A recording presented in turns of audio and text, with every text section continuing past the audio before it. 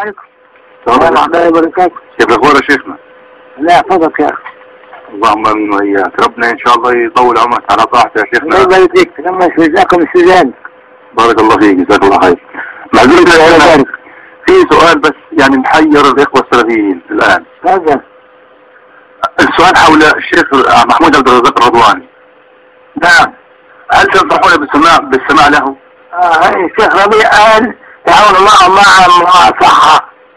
نعم. إن شاء الله قريب هيجتمع بإخوانه واخد بالك ويفضوا مشاكل إن شاء الله.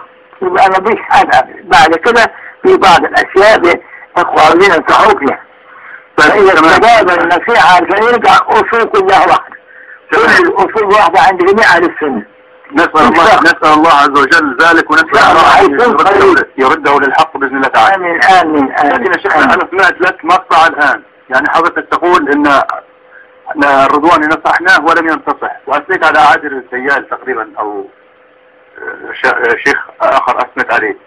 لكن أنا عادل السيال عنده هو مش بيروح للأخوة، مش بيروح للأخوة واخد بالك وشديد على الطلب يعني. عنده الشدة دي وبقى قاعد لوحده ما بيقعدش مع اخوانه. تمام. فانا قلت له الكلام ده عشان الانسان لما يغلط مين يساعده؟ مين يساعده على الناس دول؟ يفتن الشباب يقولوا كلهم ضدنا ويروحوا بالعيين، لازم نستغرب بالنا عليهم ونصبر عليهم، وانا قلت له الكلام ده وغيري قال له. تمام.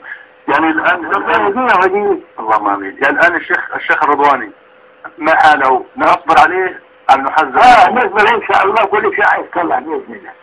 بإذن الله يا شيخنا، بإذن الله تعالى. بارك الله فيك، جزاك الله خير.